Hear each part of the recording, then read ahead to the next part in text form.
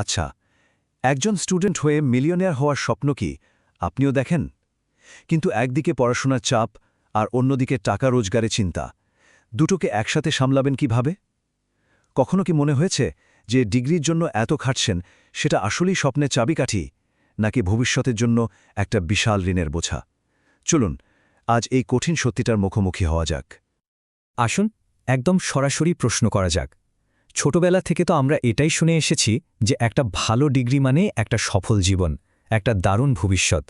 কিন্তু আজকের দুনিয়ায় এই কথাটা কি আসলেই সত্যি?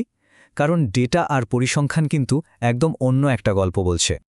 দেখুন, একটা সাম্প্রতিক সমীক্ষায় যা দেখা গেছে তাতে 23% ব্যাচেলর ডিগ্রির ক্ষেত্রে বিনিয়োগের ওপর রিটার্ন নেতিবাচক, মানে পড়াশোনার পেছনে যে টাকাটা খরচ হয়েছে সেটাও ফেরত আসছে না।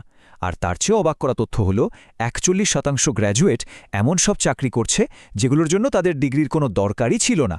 তাহলে কি সব পথ বন্ধ? একদমই না। সমাধানটা আসলে অন্য জায়গায় লুকিয়ে আছে।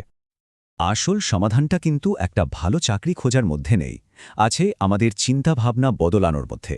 আর সেই বদলের মূল মন্ত্রটা হল মালিকানা। চলুন এই ব্যাপারটা একটু গভীরে গিয়ে বোঝার চেষ্টা করি। এই একটা লাইন আপনার পুরো চিন্তার জগৎকে নাড়িয়ে দেওয়ার জন্য যথেষ্ট।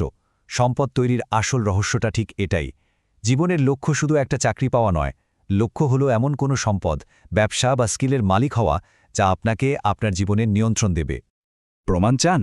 আচ্ছা, বিশ্বের সবচেয়ে ধনী মানুষগুলোর দিকে একবার তাকান।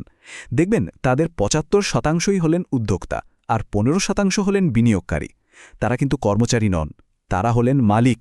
তারা এমন সিস্টেম তৈরি করেন যেখানে অন্যেরা কাজ করে। হ্যাঁ, মালিকানা মানেই ঝুঁকি, কিন্তু সেটা না বুঝে ঝাঁপ দেওয়া নয়। ওটা হলো ক্যালকুলেটেড রিস্ক বা পরিকল্পিত ঝুঁকি।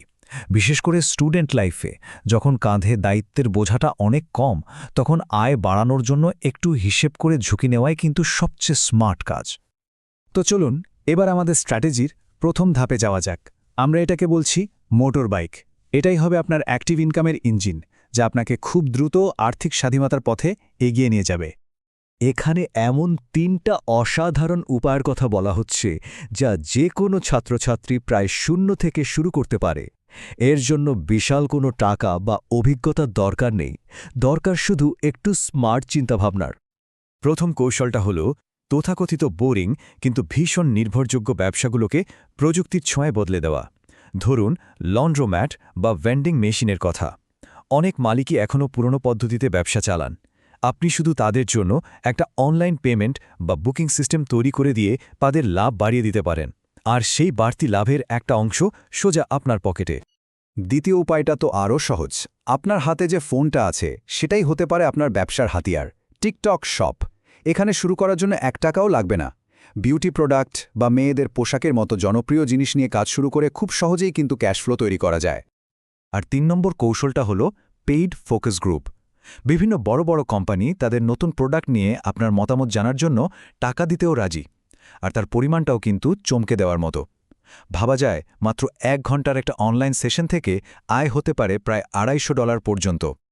বেশ, আপনার মোটর বাইক বা আয়ের ইঞ্জিন তো চালু হয়ে গেল, কিন্তু আসল খেলাটা শুরু হবে এখন। আপনার মোটর বাইকের পাশে এবার একটা সাইড কার জুড়তে হবে।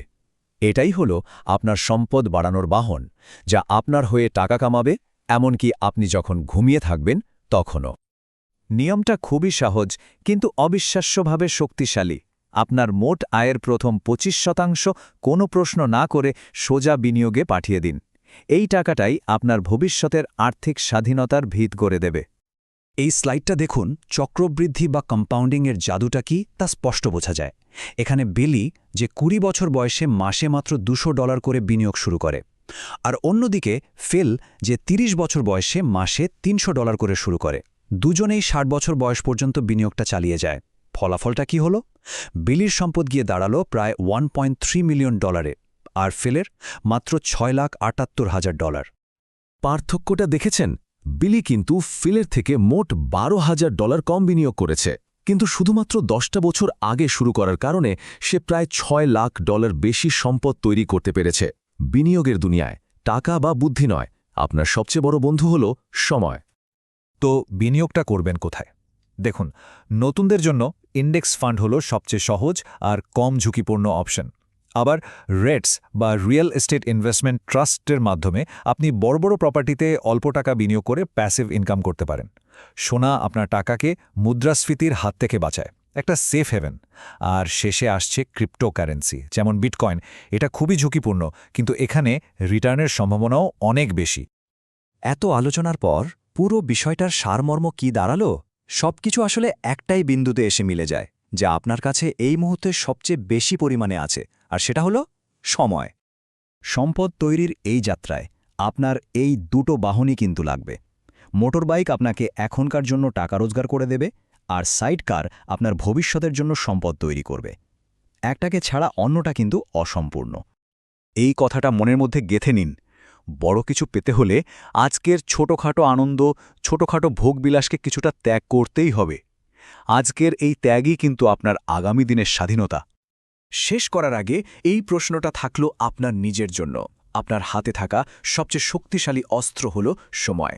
কম্পাউন্ডিংয়ের জাদুটা কাজে লাগানোর জন্য আপনাকে শুধু আজই শুরু করতে হবে, এই মুহূর্ত থেকে। প্রশ্ন একটাই, আপনি কি প্রস্তুত?